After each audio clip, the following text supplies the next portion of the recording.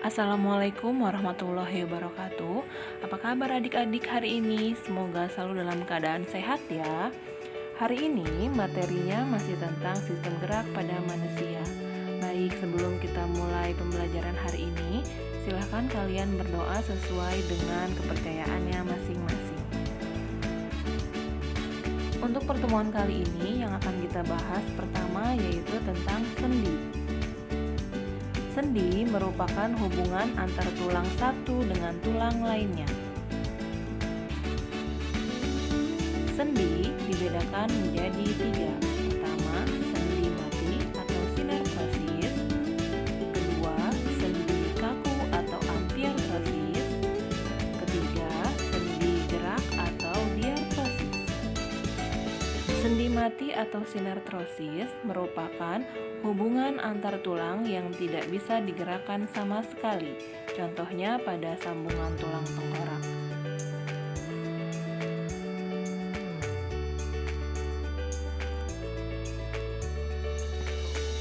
Yang kedua yaitu sendi kaku atau ampiartrosis.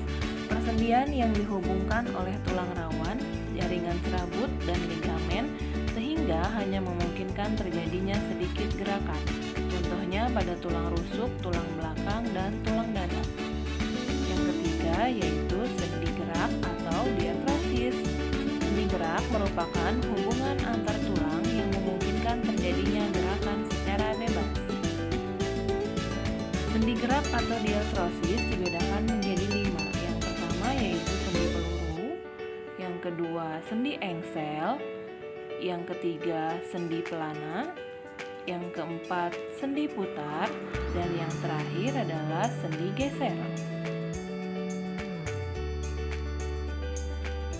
Sendi gerak dibedakan menjadi 5. Yang pertama yaitu sendi engsel. Sendi engsel merupakan sendi yang gerakannya hanya satu arah seperti pintu.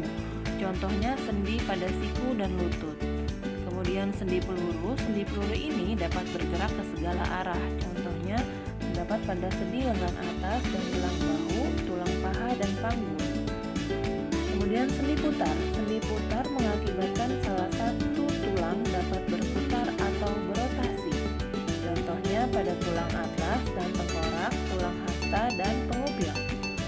Kemudian berikutnya sendi pelana. Sendi pelana ini memungkinkan terjadinya gerakan kedua arah. Contohnya pada sendi ibu jari dan jari lain pada telapak tangan. Yang terakhir yaitu sendi geser. Sendi geser adalah sendi yang gerakannya hanya menggeser. Contohnya antara tulang pergelangan tangan antar tulang selangka.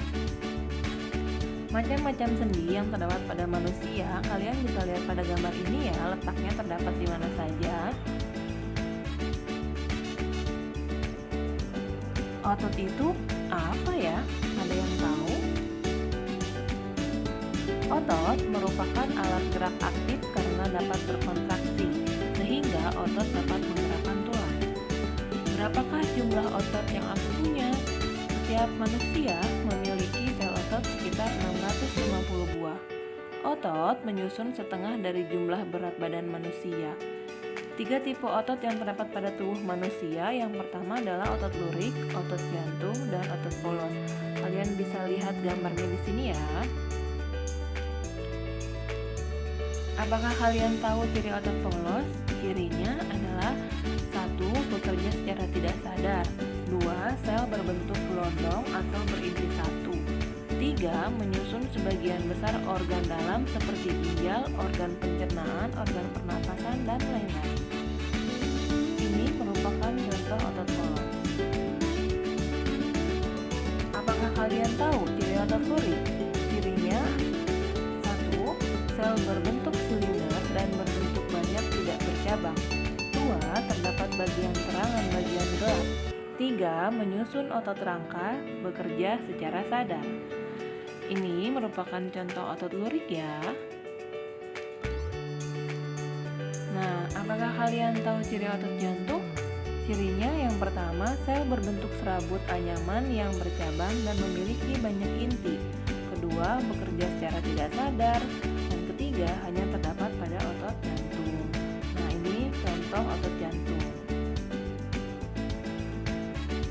Cara kerja otot.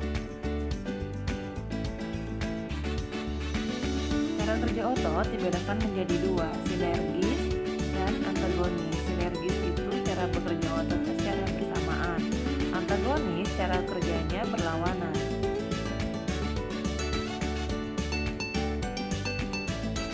Gangguan atau kelainan atau penyakit yang biasa terjadi pada sistem gerak pada manusia. Yang pertama yaitu osteoporosis.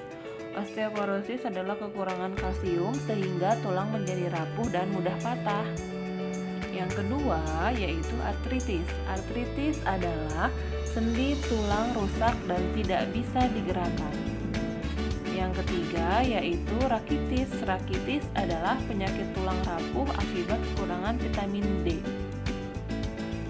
Skoliosis. Skoliosis adalah tulang belakang membengkok ke samping. Lordosis adalah tulang belakang membengkok ke belakang. Dan yang terakhir adalah kiposis. Kiposis adalah tulang belakang yang membengkok ke depan. Nah, skoliosis, lordosis, dan kiposis ini disebabkan oleh kebiasaan duduk yang salah. Nah, ini bisa kalian lihat ya gambarnya, lordosis, skoliosis, dan kiposis. Untuk pertemuan hari ini ada tugas yang harus kalian kerjakan. Tugasnya adalah menuliskan pembeda yang terdapat pada otot polos, otot lurik, dan otot jantung berdasarkan struktur sel, reaksi, letak, dan sifat kerja. Untuk tugas ini kalian boleh mencari informasi sebanyak-banyaknya, tidak terbatas pada media yang Ibu berikan hari ini ya.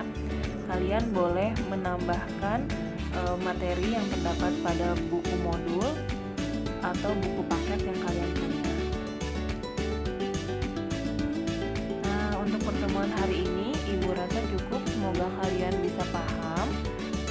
Kurang lebihnya Ibu mohon maaf. Terima kasih atas perhatiannya. Sampai jumpa di pertemuan berikutnya. Wassalamualaikum warahmatullahi wabarakatuh.